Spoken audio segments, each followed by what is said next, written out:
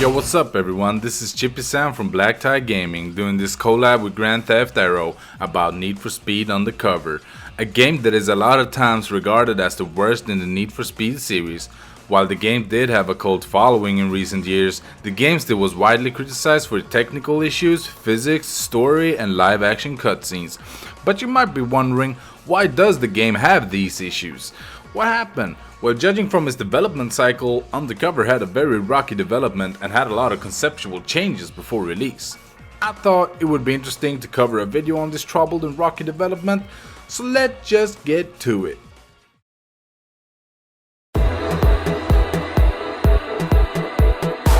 It's not entirely sure on when Undercover actually started development, however, there are two speculations on when development actually began. Back in 2003, Black Box made several ideas/concepts for the future NFS installments. We don't know which NFS games they already had planned, but it was sure they already planned out Underground 2 and Most Wanted around this time. It's possible they also had a concept for Undercover around this time period, and if that's true, Undercover would have existed since 2003. Although, if this was the case, Undercover would have not been in full development before Most Wanted's release. It's also possible that it started development after Most Wanted and was conceptualized during Carbon's development and was in full development around 3 months before Carbon's release. Undercover started out as a sequel to the original Most Wanted, and from the internal files we could go off that the working title was just Most Wanted 2. Most Wanted 2 most likely was in a playable form sometime during its development, as the folder name for Undercover source code was MW2, which stands for Most Wanted 2. But no concept art or the sort has been leaked or seen from the Most Wanted 2 stage. It looks like the game was Most Wanted 2 for a long time, but that's not assured, and Undercover could have been through tons of concepts that would probably never see the light of day. The dev team wanted the game to have a more serious tone than other NFS games as well. They would not only work on races, but also missions to progress through the game, which would be called jobs in the final game. These jobs would have consisted of stealing cars, evading police, and taking down people. The dev team also wanted to put even more focus on live action cutscenes that were seen in previous Need for Speed installments. In late 2006, EA and Black Box realized Undercover would take more time to develop than expected. Instead of just not releasing any Need for Speed game in 2007, they decided to work on a sort of a filler game. This game would be known as Need for Speed Pro Street. EA and Black Box made a bad move with this decision, especially since they were also working on their new IP, Skate, which at the time already put more stress on the dev team.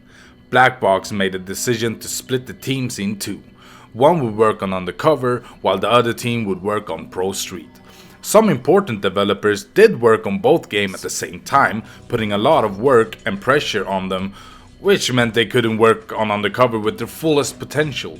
The teams being split would also mean a lot of talent from other dev teams would have not been utilized in Undercover. During a large part of Pro Street's development, Undercover was known as Need for Speed Chase. Not a lot is known about this time period other than that the game was The Chase around mid-2007 and most likely turned into Undercover right after. This is also when live action cutscenes were shot.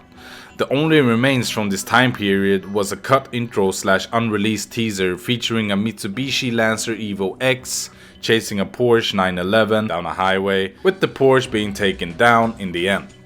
Parts of this intro would be used in the game's trailer and final intro. Here's the full intro/trailer, and an annotation will be shown if you want to skip the intro, but I suggest you watch it.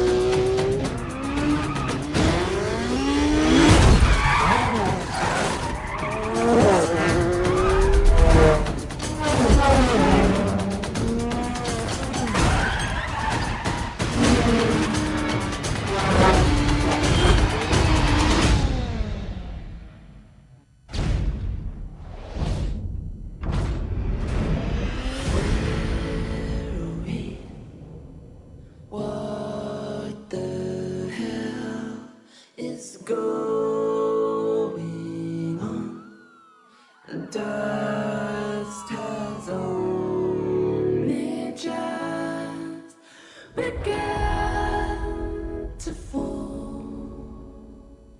Hide and seek.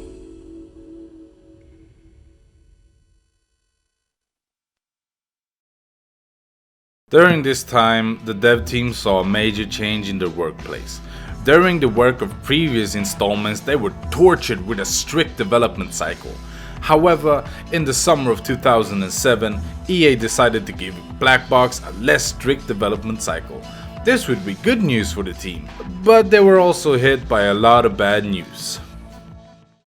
In the summer of 2007, a lot of the core Black Box staff left the company, including the company's co-founder Martin Sykes. He and some of the other core Black Box devs would start a company called United Front Games, who went on to make Sleeping Dogs and Mod Nation Racers.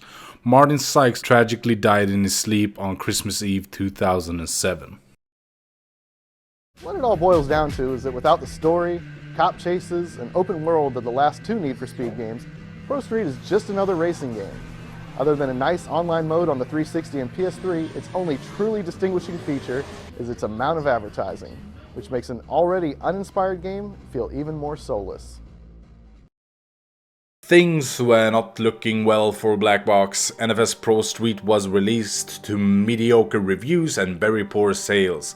Even the development team and EA themselves viewed the game as a failure, but were confident Undercover was going to be a much better game. Need for Speed Undercover was announced to the public in June of 2008.